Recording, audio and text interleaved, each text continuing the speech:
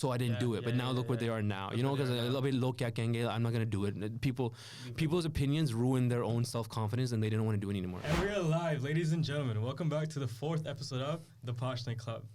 Our next guest is a rising internet sensation with over 300,000 followers across all platforms. He dabbles in South Asian style parenting, culture, and religion. Ladies and gentlemen, I present to you the Adam Effect. Hey, I'm copying myself. What's up, man? What's up, bro? Good, man. Good to have you on, brother. Thank you, man. I appreciate you for inviting me, man. Yeah, so I like to do this one thing with my guests is I ask them this one question. Mm-hmm. It's, what are you passionate about? Ooh, that's a good question.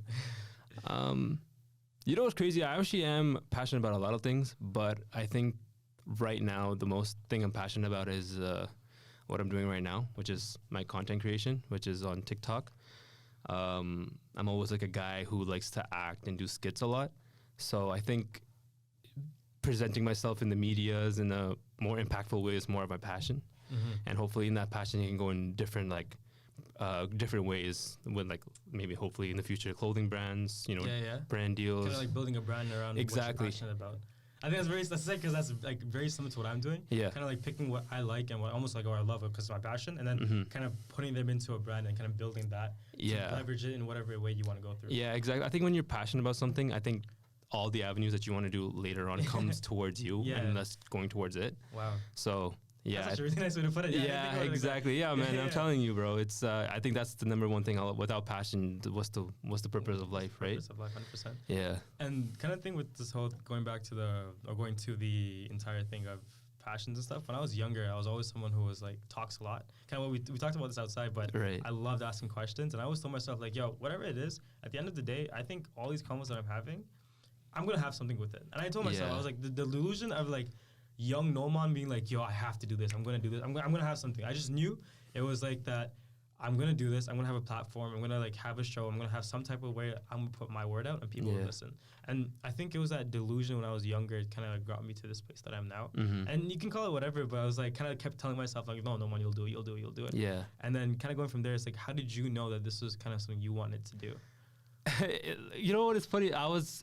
Out of everyone in my family, I was the most dramatic kid in my whole family, and I used to do so many things that would try to get attention from people, right? Oh, yeah. And you know what's crazy is that my TikTok is based off of storytelling, right? And all of my families they're very creative in their own ways. Like they're very musical people, right? They're very good at singing or either like dancing or what do you call it? Like, just playing an instrument in general. For me, like I realized that music, like me and my family are very, very talented in some ways, right? And for me, like for some reason, I don't know, I just like to be in front of the camera. Yeah. And my biggest childhood dreams ever was to be an actor. Oh yeah, right? Yeah, it was like one of those childhood dreams. Oh, like people are in the movie. Exactly. Yeah. So, but the thing is, obviously, at the end of the day, like sometimes things go a different way. And when I started TikTok, like I was just naturally into it, and I used to make skits and like act it all out all myself. I became the mom, the daughter, anything else like in that I can be. But it kind of satisfied my needs when it comes to an actor. I'm like, okay, at least I'm doing TikTok and 300K people like what they're watching. So I was just satisfied in that and the whole acting stuff. So that's like, no, because I think with your content, like it has like an amazing amount of feelings behind it. I feel like you did an amazing job connecting with your audience, right? It's like, into like a deeper level. Like, where do you draw your inspiration from for these contents? Real life events. One thing about me, when I was doing TikTok, I was like, no, number one thing, I'm not going to do any thirst traps or any lip syncing or dancing. It's like it's like all storytelling, just good storytelling. The thing is like the way the procedure went to where I am now was when I was in the whole dilemma about like, oh, I'm not getting that many viewers, right? But when I started doing this in 2020 around COVID time, like I had nothing to do, right? And I was turning insane. I was like, what do I do, right? And basically, like I just started TikTok, and it just led up from there. And I realized like what people don't know if they are starting TikTok stuff just for fun, but they should know that when you're doing a TikTok, you won't get the views right then. TikTok is more like an investment. Yeah. When you invest in something and over time it gets better and better, and it gets more views. It's the same thing with TikTok. When you post something, you can make the most amazing TikToks and you can get stuck at 500 views. Okay. Right? But if you let it sit, and you make more content creation, that will build up and have more views afterwards. Yeah, I think I remember talking to you about this. You said that once you post something, don't worry about it. It's after like say 10, 12, whenever one thing pops off, it's like a ripple effect of everything else. Yeah. Like you're not gonna get famous if you have only like 2 TikToks just posted, right? So, 100%. And I think you've been posting since 2020, like 100% there's like challenges that come from there. What are your biggest challenges that you might have seen? Both like I think. Because you do a lot more content side of things, like what's like family lifestyle. So did you see like the backdraws of both, like not only with maybe just insecurities, but also like with family and stuff like that? Yeah, 100%. Most of the TikToks I made was a lot of vulnerabilities that I've seen in my whole family and other families as well. Recently, I've been posting a lot of content creation about siblings, like older siblings, younger siblings, middle siblings, and so many people are relating to it, and I just basically capitalize off that. And kind of made the market off that, right? Yeah, market in a sense. I mean, I think for me, I'm in the situation right now, I don't really care about the likes and the views. I just want people to know that I'm hearing your problems and I'm understanding what you're going through, because I'm an older child myself, and I have 2 younger siblings as well, so I know what they're going through, right? I'm very observant over everything. So I think that's part of being an older brother. Exactly. Right? Exactly. Like a role model or like a leader. It's like you have to understand both people's feelings. It's like, okay, you know what? Like I'm gonna do me, but I'm also look at you doing you because I'm responsible over you. Exactly. And like, I feel like your TikToks too, bro. Like one thing I love about them is like the middle child one. I'm like, yo, this is it. He's so spot on. Yeah. And then the next one, it's like him gassing up older child. I'm like, bro, pick your poison. I'm out here. I'm like, yo, I'm trying to do like. I'm like, no. He gets me. He's a middle child. I'm like, wait, no.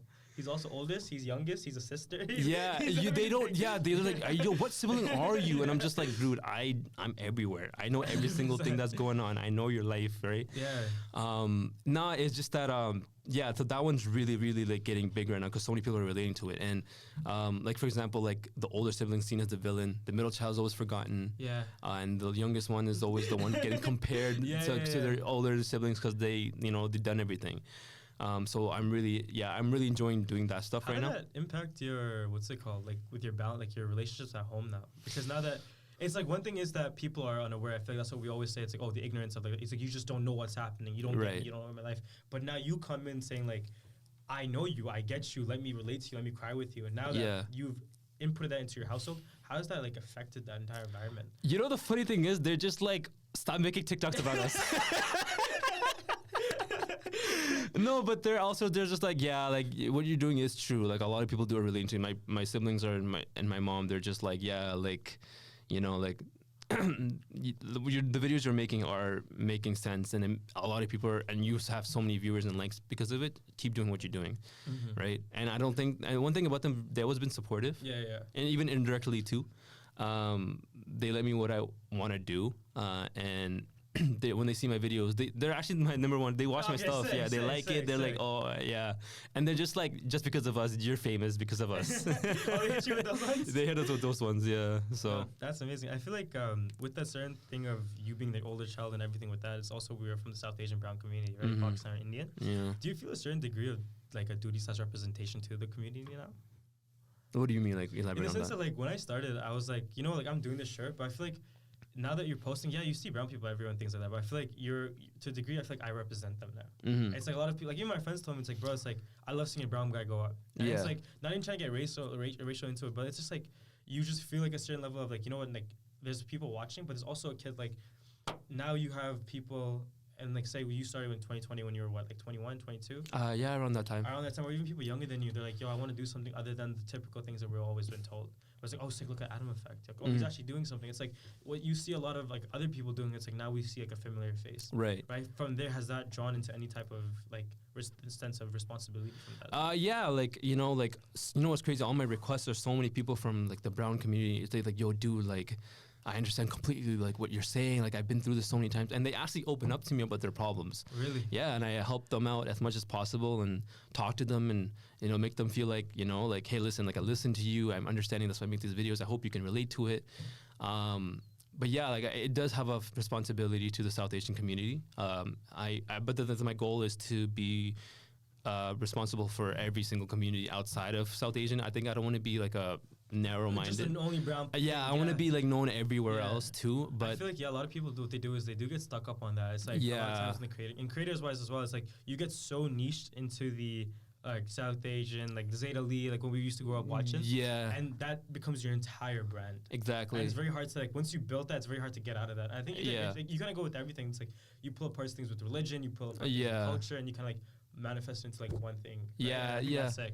There's nothing wrong with being one niche, but for me, I think personally, like I mean, I'm a chameleon, so I know how to adjust to a lot of areas and people and stuff like that. And I think just doing content creation where everyone can relate to it, that's more than enough for me. But yeah, for the South Asian community, 100%. Like I do feel like I have a responsibility of hopefully educating even older generations and watching my videos of like, okay, like do my kids actually feel this way? Can I? Yeah. Why are they sending me these reels? Like, why are they sending me these TikTok videos?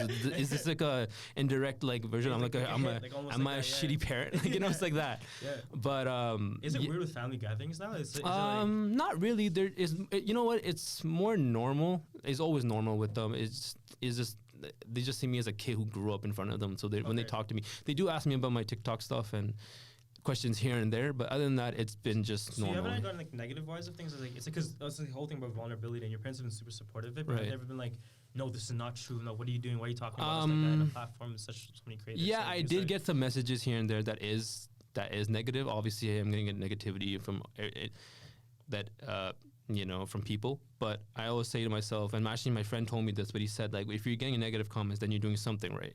Yeah, 100%. You know? 100%. Yeah.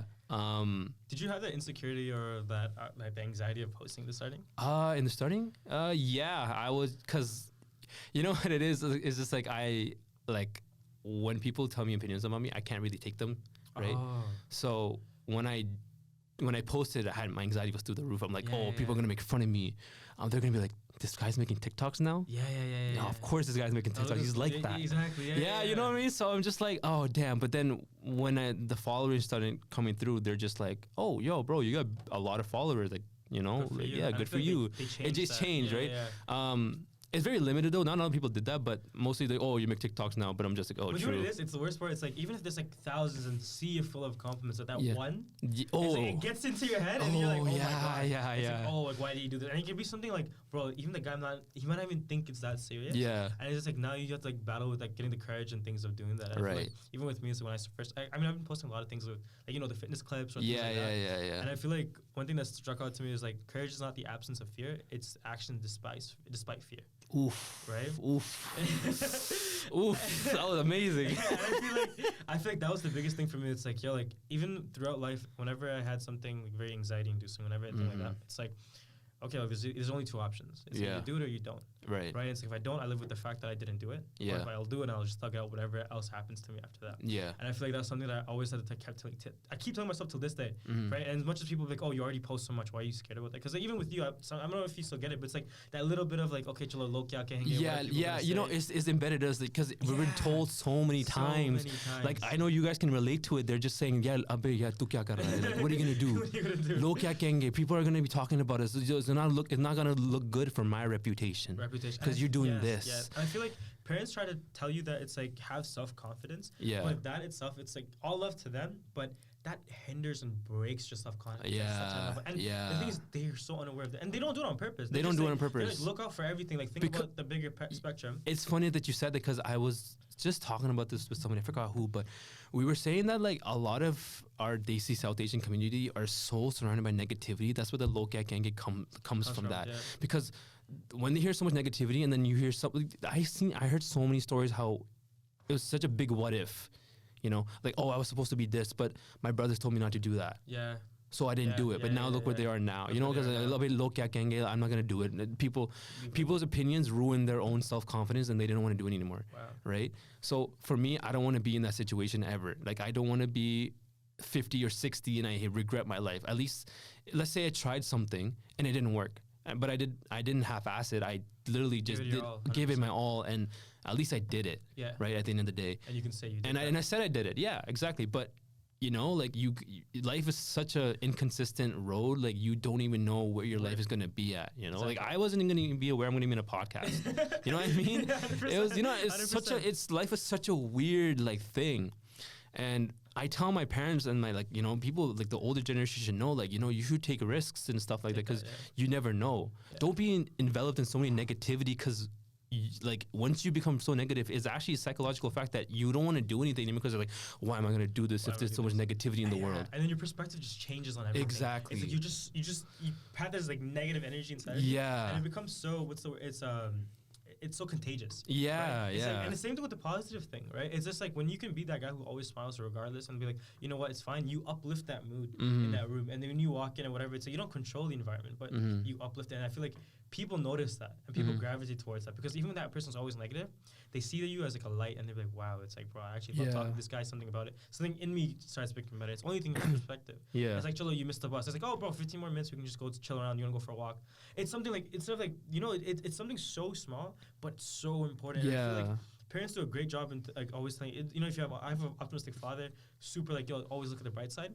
But even with that, it's also like, they teach you how to, they not teach you as well, they raise you in such a way, and it's so nice, but it's when we start having the local gang factors, what will people do factor, and it just hits you, and I feel like they don't even realize the effect of it, kind of going back to that, and it just like, it's something that you need to unlearn and then kind of substitute with something else. Right. For us, I feel like it's easy. It might be easy because now we're already in front of it, but there's people out there, and it's like my friends, family, and like, they're battling that, and then you're getting to an environment like say high school. Now you're starting high school with that thing. It just doubles down on your insecurities. Yeah, right? and you know what's funny is that like on TikTok, like we talk about so many how our parents are like it, but the thing is we live in an area where you have to be open minded, right? Yeah.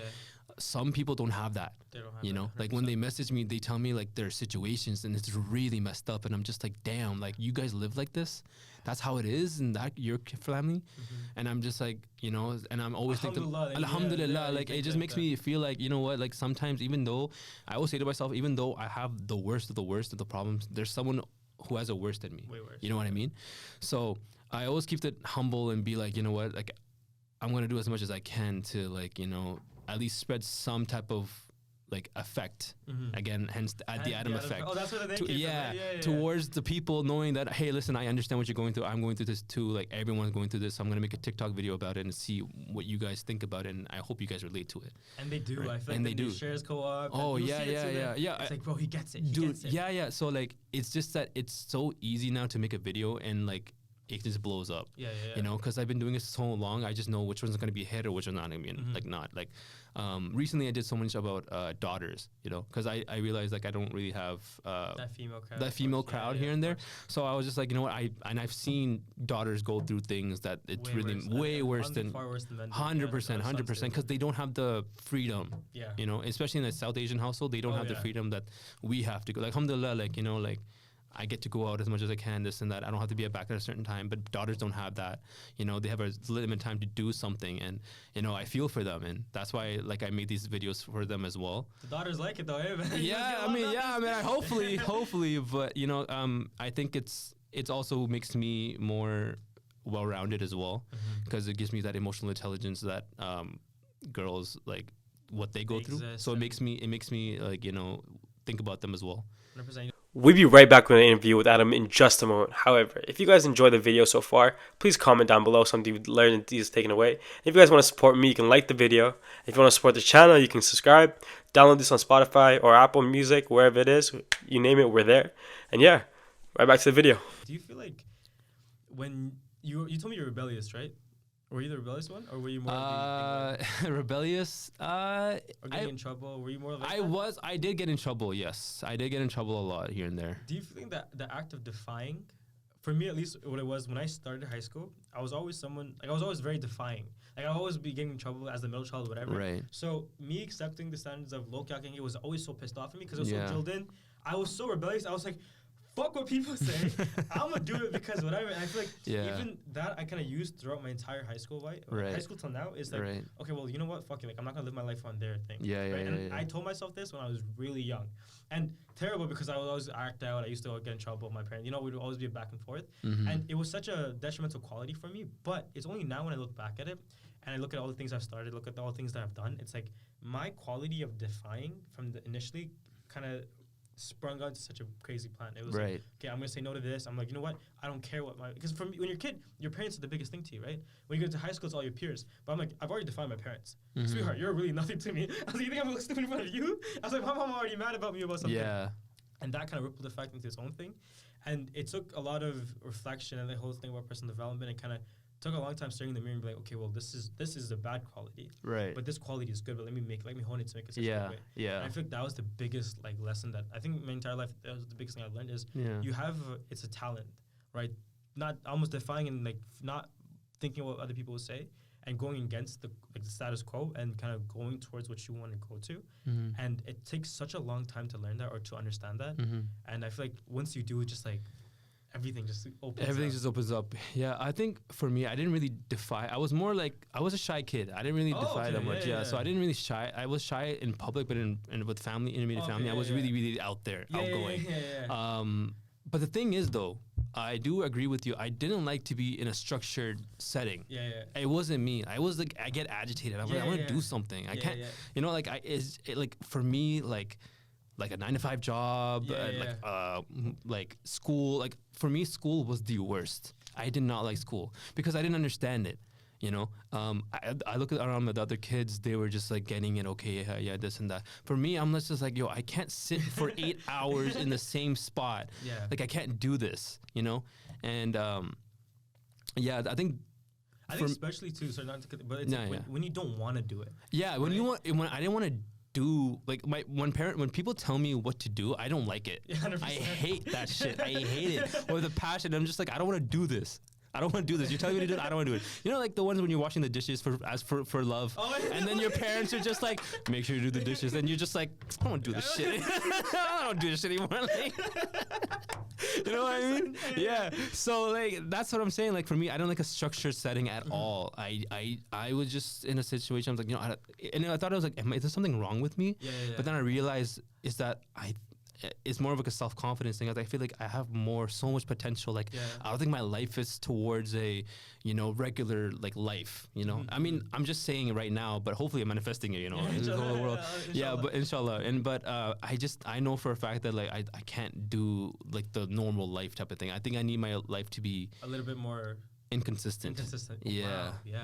I think even with the whole inconsistencies and everything about people not sitting down wanting to do work for 8 hours, I feel like once you like it, it's so different. And in the sense of going with you, when you start video creation, right? I'm sure there's been times where you just had to sit down, write ideas, get the thing, film it. After that, this angle doesn't work, this angle doesn't work. Then I'm gonna edit the video, and then you started at 12, and now it's 12 again. Like a full 12 hours. Like, and you have that, but you're like, I technically just work 12-hour days, but it's like you don't even feel that. Yeah, because you love it so much. It's just like a hobby. And the thing is, I don't know. I've always been a creative person. Like I never used my like. What do they say? Like the left side is your creative side, and your right side. The right brain, left brain. Is the right brain the logic side, or like that? Yeah. So I use more of my creative side than my logic side. Like logic, it's out the window. Yeah. There's nothing there. Like my siblings, like yo, like my parents are like, yo, you have no logic in your life. I'm just like, yeah, it's just like I'm all over the place. But I think when I take talks, I actually make the idea when I make it. Like I don't write it down or anything like that. It's funny because when I'm like working on something else or like doing some chore for my mom or anything like that, it just comes to me and I'm just like, that's an idea in my head, and I just do it. You all fun time is like, I am writing this down. No. I don't write it down. I'm just like, that was in my head now. Yeah, so I'm just like, you know what? I'm gonna make it like the way I want to do it, and I already know what angles to use, this and that. There are some retakes here and there, but usually it goes in one go. But yeah, I mean, I'm having so much fun with making TikToks, man. I think it's just. It's such a great outlet to use, and bro, holy, like, thank God for that. Like, you know, because COVID was making me insane, and like, you know, I was in school at that time, and like, you know, online everything, and like, you know, when you open the laptop, just go back to sleep.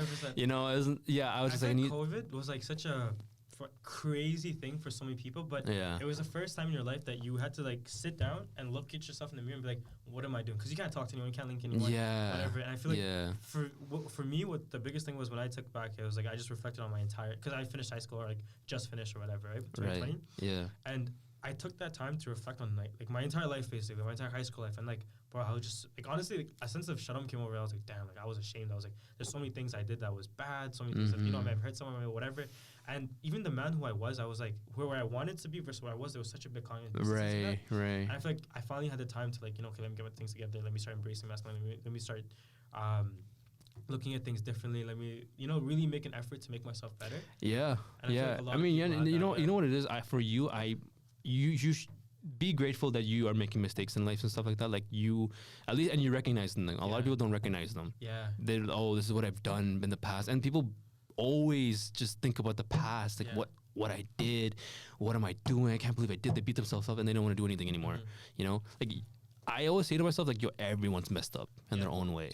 Yeah, I think it's just based on you to change yourself in order to be better, right? 100%. You know, there's so many people who had so many traumas and just, you know, so much like mistakes in their life, and just like, you know, I mess up every single time. If I do this, I'm gonna make mistakes. I'm not gonna do them anymore. You know. I think that's the beauty even with religion, because like, even with the whole thing of you make so much mistakes and you feel like such a burden. Yeah. But we both believe in Islam and Allah Subhanahu wa Taala. Alhamdulillah. Yeah, alhamdulillah. I feel like, bro, once the whole thing of like making mistakes, whatever, but when you sit down and you ask for forgiveness and you have the head to your, like, you know, in sujood, and your head's on the floor, and you're crying and you're like, you're asking for forgiveness, and it's such a beautiful thing that comes out of it, right? And it's like, you're always like, okay, well, this is so peace, this is so tranquil. I'm looking back on my past. And I feel like that itself is like such a what's the word?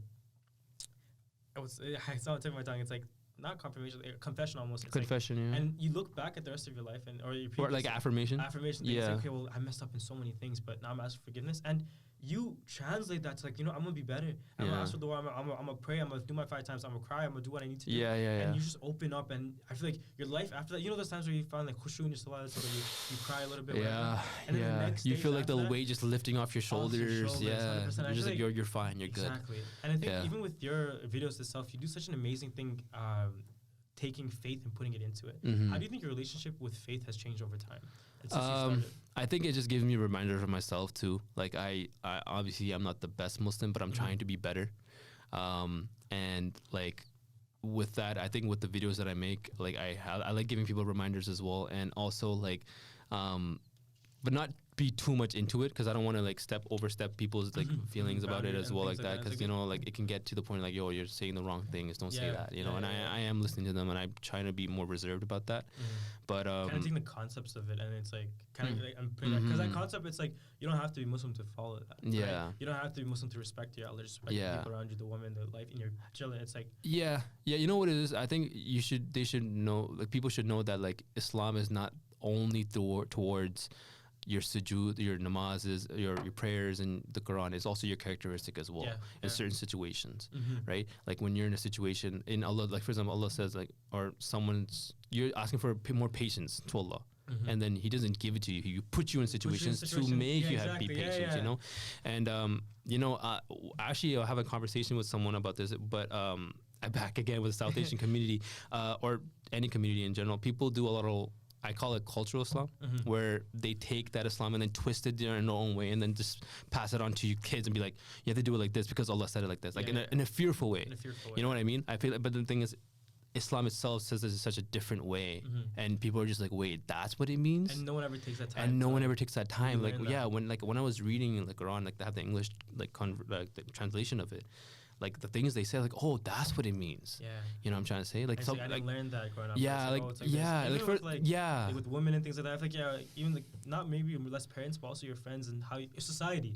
Right. One thing is going against your societal norms. I'm sorry, with your parents, but the societal norms of how men should act, how or men and women should act, and things like that. I feel like once you get closer to God, I feel like my relationships with myself has like prospered to such a degree. Right. And it's like, and of course, you know, there's like challenges, and I'm not the best person. I know that, but it's the beauty of the journey. Yeah. You know?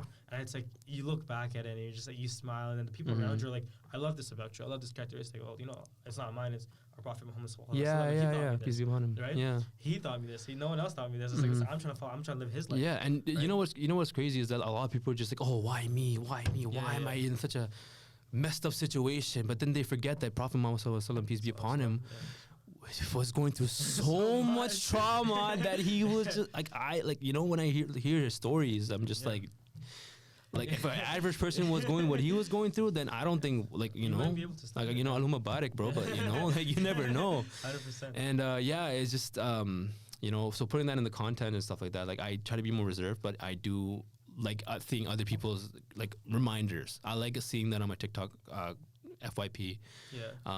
But yeah, I think for me, like I realized I need to keep a more open mind about Islam as well, because like I don't want to be one of those people who just show Desi Islam. You know what I'm trying to say? Or like any cultural Islam. You know what I mean? Yeah, like I need to know that the whole thing, what's the wrongs and rights, not for your own benefit, but just Allah's benefit. You know what I'm trying to say? Yeah, exactly. So that's amazing, man. Yeah. And then kind of like lastly, what's next now? What's next? Yeah, like are you kind of what's next for the Adam Effect? Where do you see? Yo, man, honestly, like just to expand my social media brand, I guess go through Instagram, make YouTube videos, stuff like that. I mean, that's my goal. And just going from there. I think I'm just taking it little by little.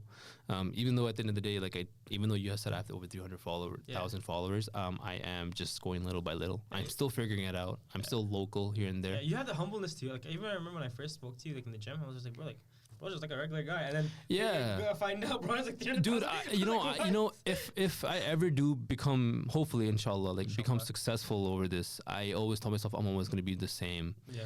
I'm still gonna still goofy kid, same humble, same jokes here and there. I don't want to be different or treated different just because of the way I am. I just want to be just the same person, but just have a more good impact in life. I think even though fame is a fitna, if you do have it in a good way, you can use it for a good way as well. Yeah. I think that's the thing. A lot of people, when they get all this money and this fame, it gets to their head, and I don't want to do that. I think when I do that, I think Allah gave me for a reason. Allah gave me, if I do get money off this, hopefully in the next year or whatever, in the future, inshallah, like it will be in my pockets, but I'll use that for good, not for whatever stupid things, Money is money. Money comes and goes.